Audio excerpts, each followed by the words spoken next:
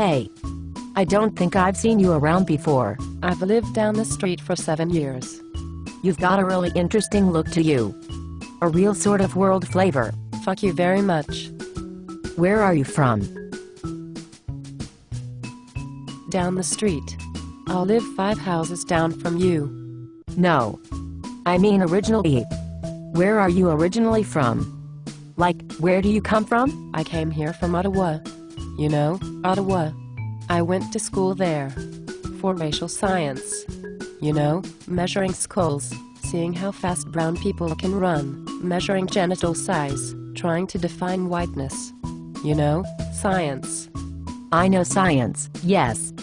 I did my degree in biomedicine, so we have something in common, though I don't think I'm quite as worldly, ha ha ha. But seriously. Where are you really from? I mean, where were you born? Delhi. Oh. Ha ha ha. You mean Delhi? I spent a whole 4 months in Bangladesh for my semester abroad program. Then I went backpacking for 1 month more. In India and Thailand. There's so much to explore. But it must be old news to you. We have so much in common. But I bet we could share so many stories. You really should come over. My husband Rick makes a mean tandoori chicken, and none of the ghastly mass-produced paddocks paste. He does the real thing from scratch. I'd love to meet your parents someday. They must be wise. I'm not from India. I'm from Delhi. Delhi, Ontario. That's not India. But that's where I was born. No, I mean. Yes, that's where I was born. But. Yes, that's where I was born. I have a birth certificate and everything. Oh, don't worry, I'm not racist or anything like that. I love immigrants. We need them for our economy. Otherwise all the jobs will go to India. There was a program on CBC about call centers. I know, it makes me upset that we're not holding up. Anyway, you do have nice skin. Are your parents from here too? My parents live in Toronto. Oh, Toronto's very diverse, yes. So much to do.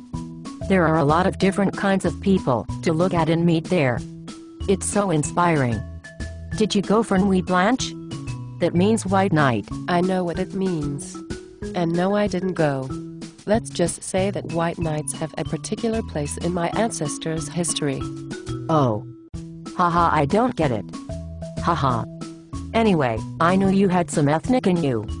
It's your eyes and your nose. I could have sworn your nose was Indian. But you're sure your parents aren't from India? Last time I checked, they weren't from India. I could call them and check if it would mean something to you. Haha. No, don't worry. Where are they from then? My mom is from Britain and my dad was born here. Well, in Nova Scotia actually. But I think you are wondering why I am brown. No, I don't see color.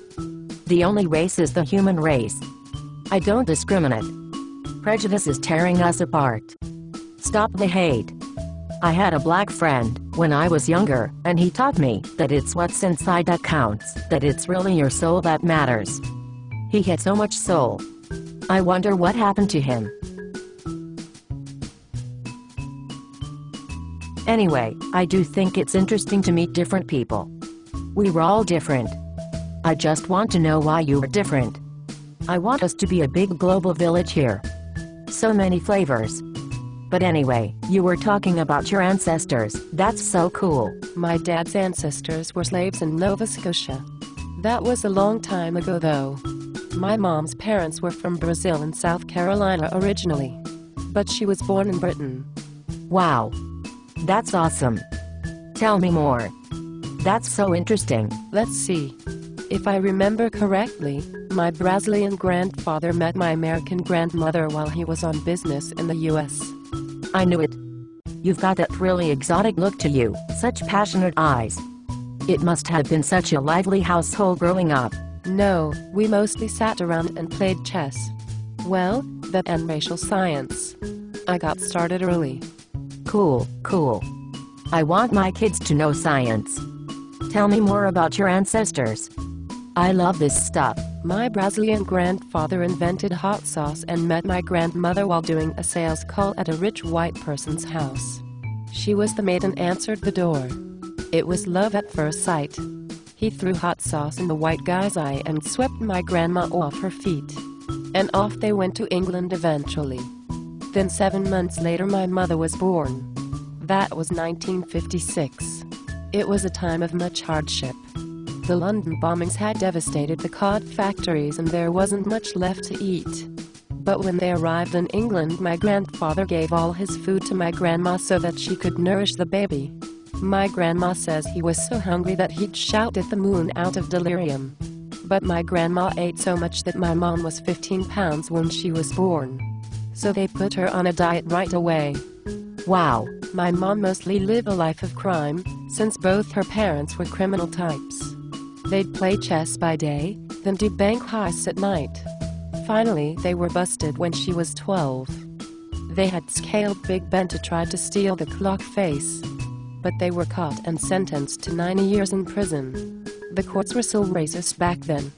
Oh wow. My dad's family were pretty normal, and I think that's partly why my mom was attracted to him. The stability, you know. They wanted a baby that looked just like me. A real post-racial baby. So they tried, but the first baby came out too white, so they gave her up for adoption. They had a baby who was too dark, true Negro dark, you know. Oh, don't use the N-word. I told you I don't like racism. I think African American is better. Okay. Anyway, the third time was a charm. And your interrogation of me here as I was on my Sunday afternoon walk has vindicated their racially motivated procreation activities heretofore characterized as deeply unethical. So thank you. My ancestors, thank you. Your interest in our plight is appreciated. From the deepest cod-felt, hot sauce-drenched and slaved recesses of my soul, I thank you. I'm happy to be of help. And I'm glad to welcome you into the neighborhood. I think you will get along with everybody. You have such a gentle child like Demi Noor. If you have any trouble with the neighbors though, you know you can count on me. I'm going to go now. All right, sister. And don't forget about Rick's World Food Skills. Come over next Friday, and we'll spice things up. You'll feel right at home.